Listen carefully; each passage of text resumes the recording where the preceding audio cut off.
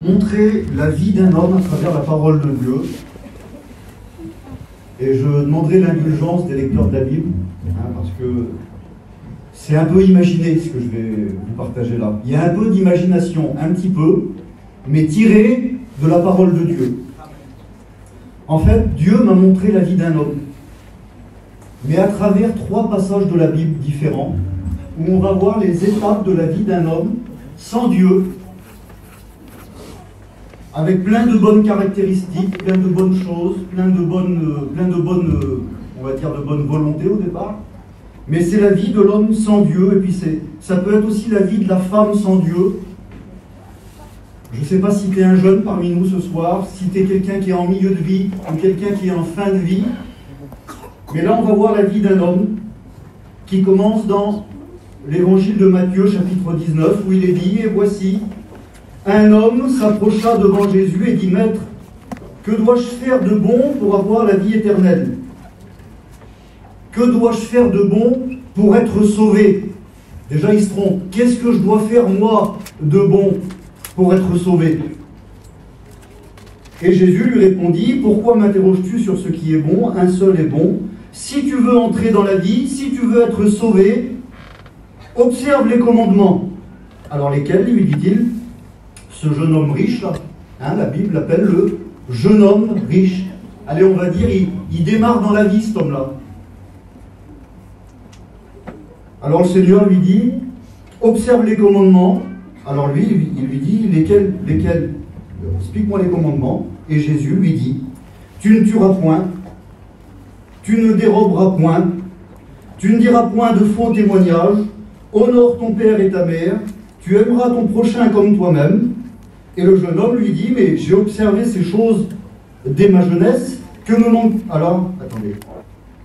Que me manque-t-il encore? Et Jésus lui dit, si tu veux être parfait, si tu veux être sauvé par tes mérites, si tu veux mériter le ciel, si tu t'estimes juste, si tu penses que tu es sauvé dans tes conditions, alors il y a quelque chose qui manque.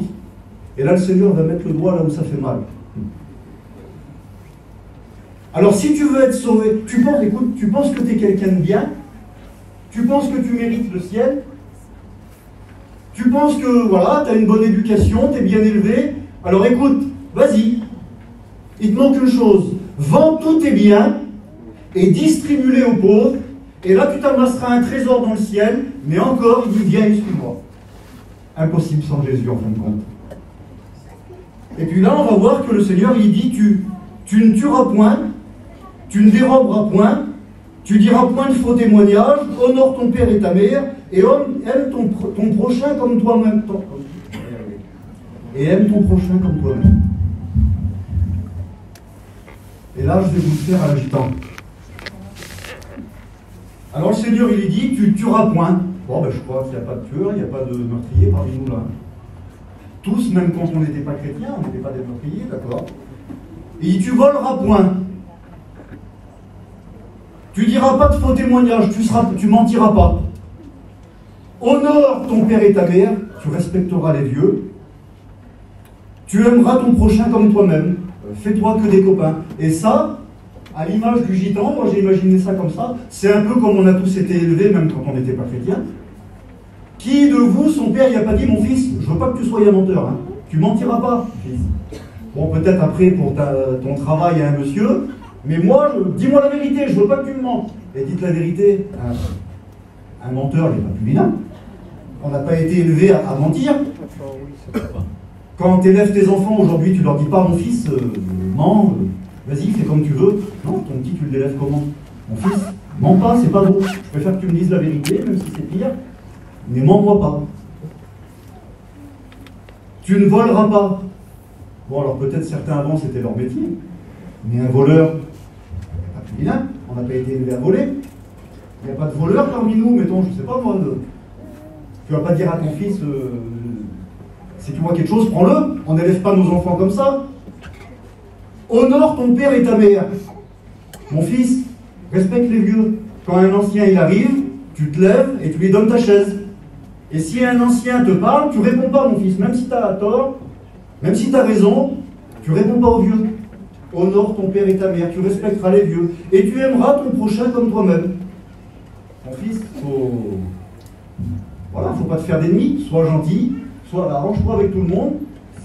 Voilà, vous m'avez compris dans le sens, c'est un peu comme ça quand je vois tous les visages, même quand on n'était pas chrétien, c'est un peu comme ça qu'on a été élevé. Faut pas mentir, faut pas être un voleur, faut pas être un menteur, faut pas avoir d'ennemis, et puis c'est beaucoup, voilà, tous les visages que je vois, c'est comme ça qu'on était, pas d'ennemis, pas des voleurs, pas des menteurs, une bonne mentalité, une bonne éducation, des bonnes mœurs. Et puis en plus, il va lui dire, alors donc lui, il a toutes ces qualités-là. Il n'est pas voleur, il n'est pas menteur, il est bien, c'est un bon gars. C'est pas un maniaco-dépressif à tendance alcoolique, braqueur de banque en dépression. Bah oui, parce qu'on dirait qu'il n'y a que ceux-là qui ont besoin d'être sauvés, et qu'il n'y a que ceux-là qui ont besoin de Jésus. Eh ben non.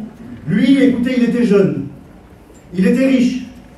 Il était bien élevé, il respectait les vieux, c'était pas un menteur. Il observait toutes ces choses dès sa jeunesse. Et en plus, il était croyant. C'était un croyant. Il croyait en sa religion, il croyait à sa façon à lui, et il vient vers le Seigneur et dit, Seigneur, comment je dois faire pour être sauvé? Il était croyant. Et puis quand le Seigneur lui dit, eh bien écoute, tu veux être sauvé à ta façon, mais tu ne peux pas être sauvé à ta façon. Il faut que tu passes par moi pour être sauvé.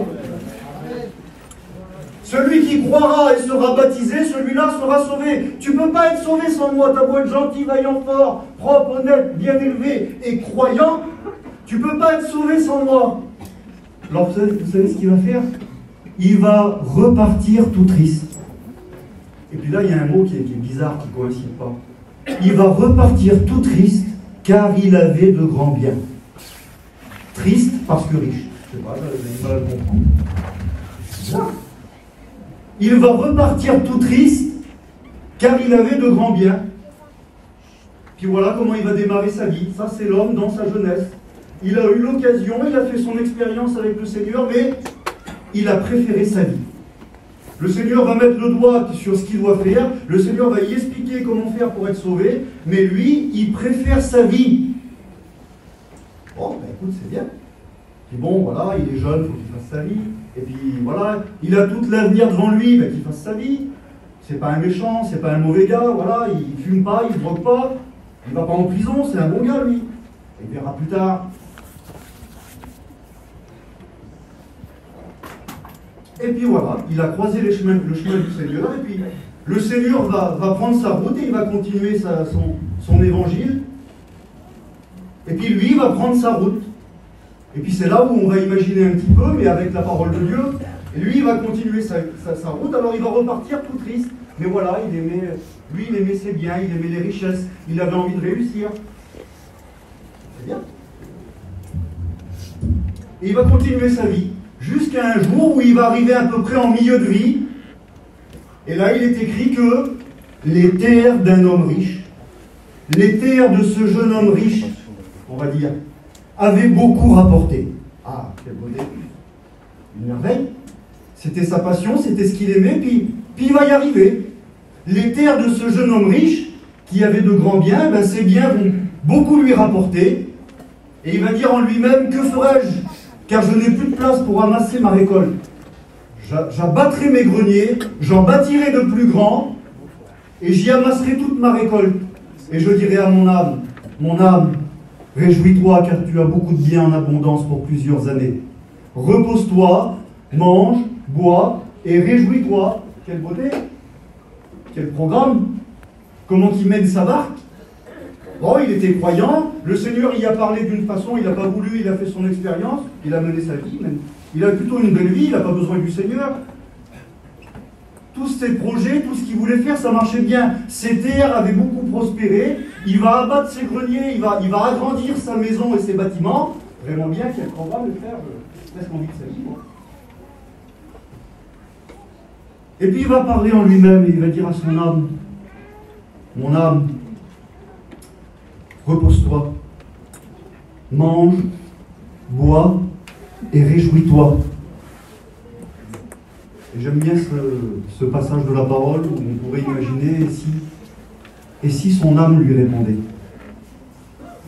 Lui, il a son programme, il a fait sa réussite, il a amassé son or, son argent, et il va parler à son âme et il va dire, maintenant que j'ai des biens, bon ben mon âme, tu vas te réjouir, tu vas te reposer, il a un programme d'avenir là. Il s'est placé ses petits biens, tout marche bien.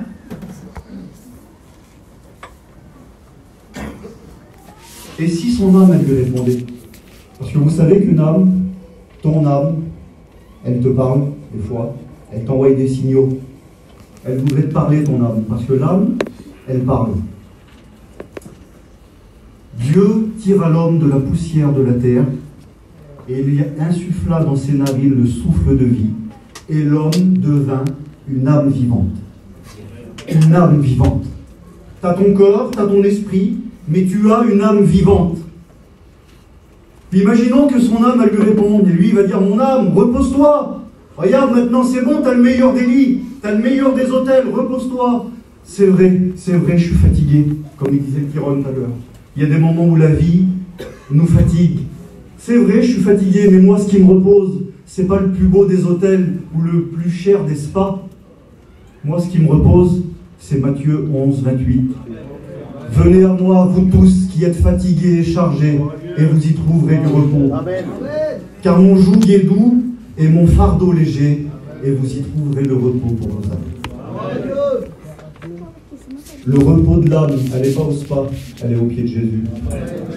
Alors il va dire, mon âme, alors, mange, regarde, j'ai les meilleurs restaurants maintenant à cause de ma réussite. Il y a les meilleurs endroits, tu peux manger ce que tu veux, je te prive de rien. Oui, c'est vrai, elle répondrait l'âme. C'est vrai, j'ai faim.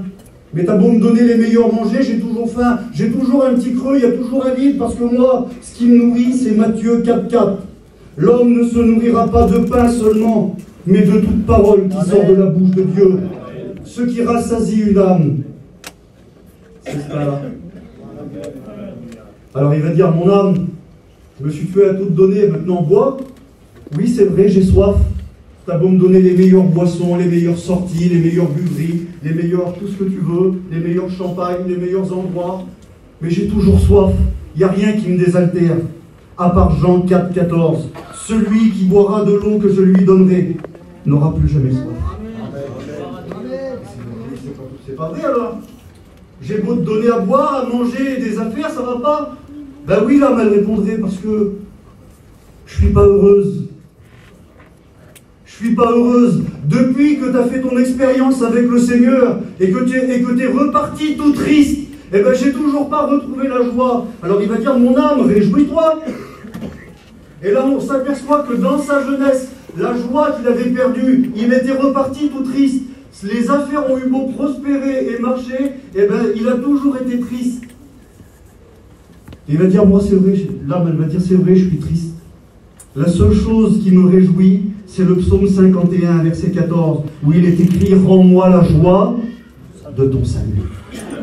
Une âme joyeuse, une âme heureuse, c'est une âme sauvée.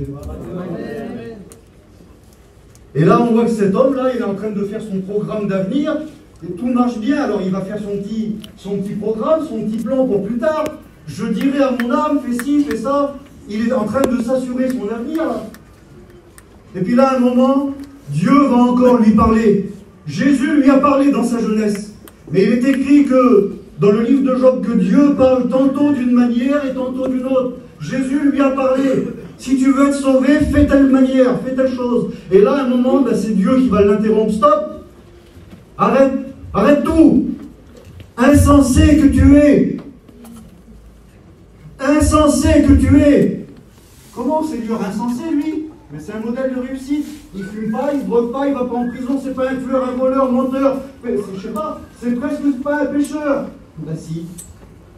Parce que le plus grand péché, vous savez, c'est quoi? C'est que Dieu a donné son Fils, et toi tu le refuses encore. Et ça, c'est le plus grand des péchés. Car tous les hommes sont pécheurs et privés de la gloire de Dieu. Et Dieu va lui parler tantôt d'une manière, tantôt d'une autre, et il va lui dire, et, excusez-moi du mot, je parle à personne ici.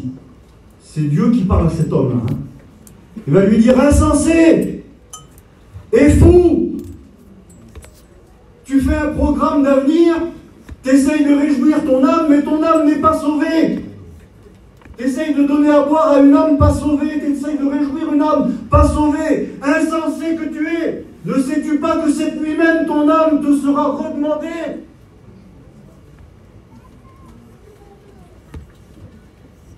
Dieu parle tantôt d'une manière et tantôt d'une autre. Dieu ne cesse de tendre la main. Combien de fois Dieu t'a tendu la main? Combien de fois Dieu t'a parlé, mais t'as pas pris garde? Alors il va encore continuer sa vie. Pourtant c'est fort les frères. C'est fort, les mots sont forts. Mais lui, il en fait qu'à sa tête parce qu'il préfère sa vie. Attention, pourtant Jésus va prévenir. Celui qui veut garder sa vie, il la perdra. Mais celui qui renonce à sa vie, il la retrouvera. Regarde les signes. Celui qui veut garder sa vie, il la perdra. Mais celui qui veut renoncer à sa vie, il la retrouvera. Mais lui, il va faire qu'à sa tête. Il préfère sa vie. Il préfère ses biens et sa réussite. Et puis ça va marcher. On peut vivre sans Dieu. On peut vivre, et bien. On peut vivre bien sans Dieu.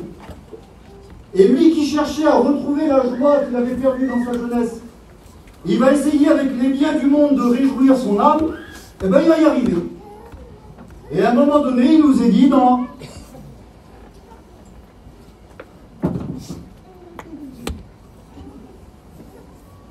Luc 16, 19. Il y avait un homme riche. Ça y est, il va arriver en fin de vie là, troisième étape.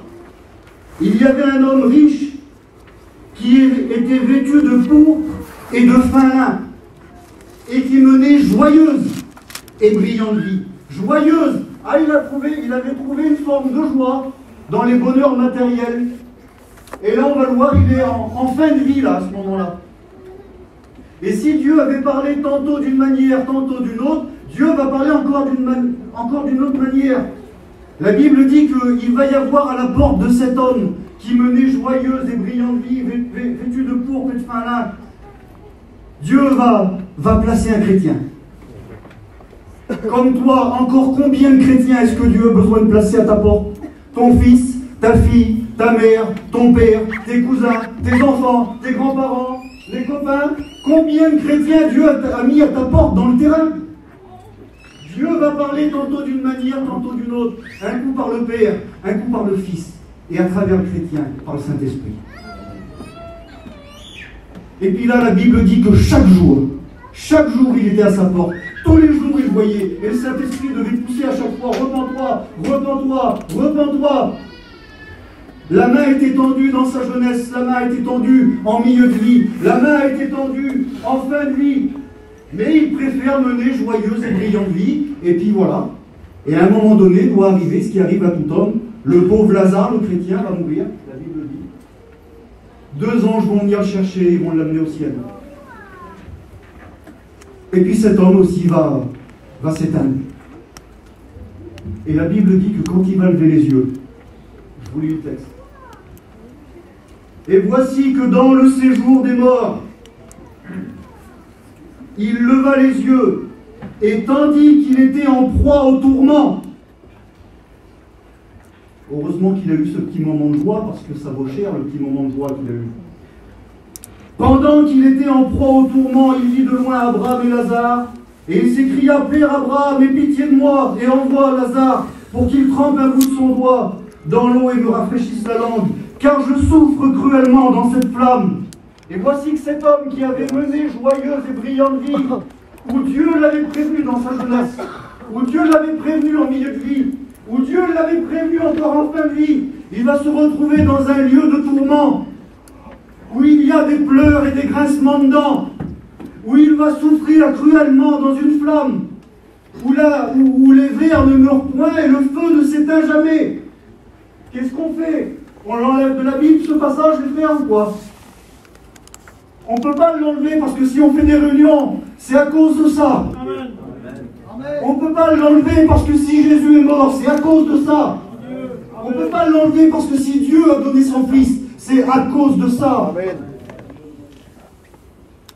Car Dieu a tant aimé le monde. On le cite souvent, ce verset Dieu est amour, Dieu est bon, c'est vrai. Mais Dieu a tant aimé le monde qu'il a donné son Fils unique afin que quiconque croit en lui ne périsse pas, n'aille pas dans cet endroit. Car ce que Dieu veut, c'est que tous les hommes soient sauvés et parviennent à la connaissance de la vérité.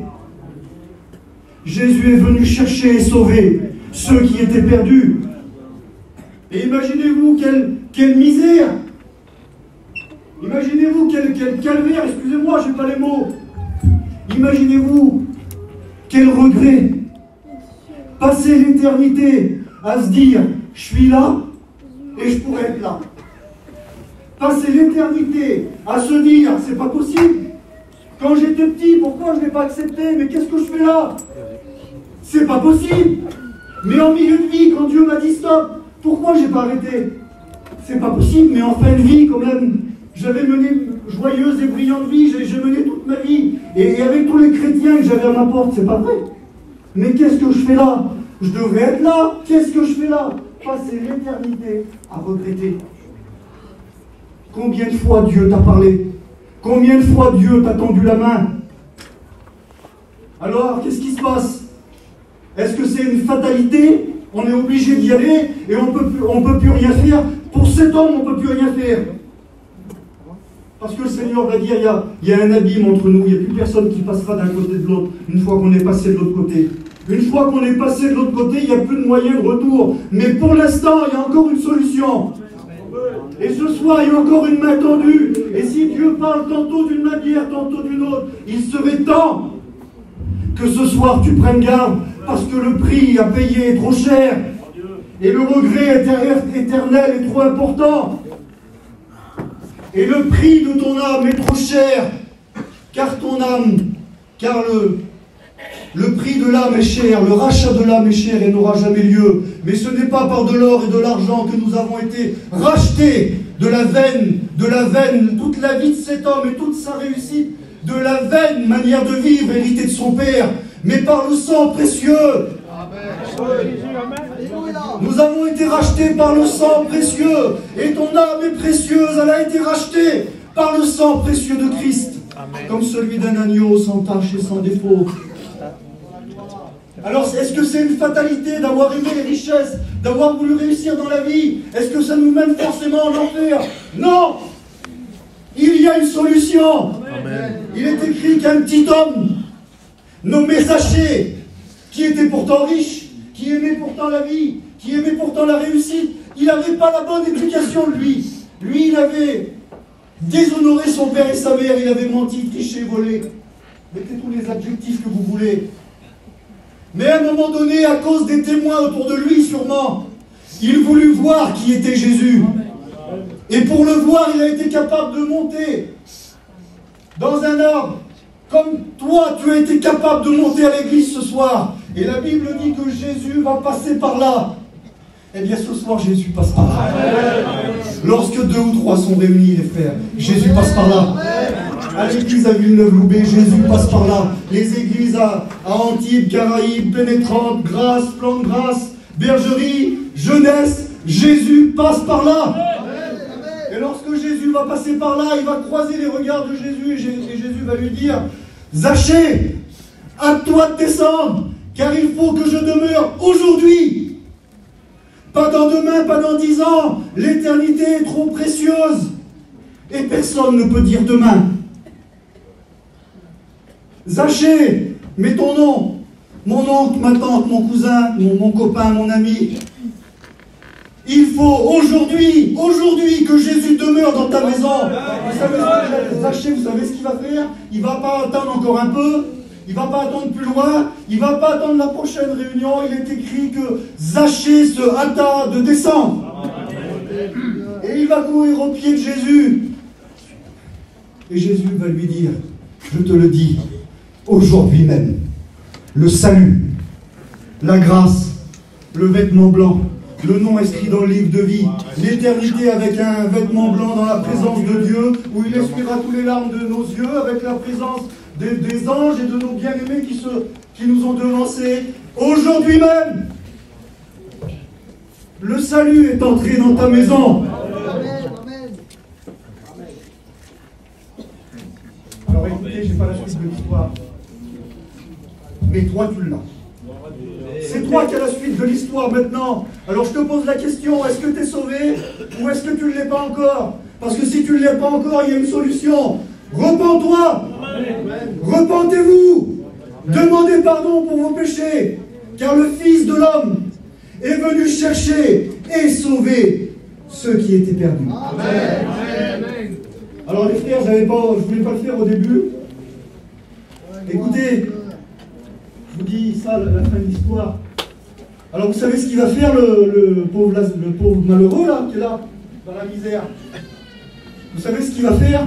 Il va dire, Père Abraham, bon moi je suis là, je suis foutu. Mais envoie Lazare, qu'il aille prévenir mes frères là-bas. Qu'ils voient un mort ressuscité, comme ça ils vont se convertir et ils ne viendront pas en enfer. Mais le Seigneur va dire, mais non, c'est pas comme ça.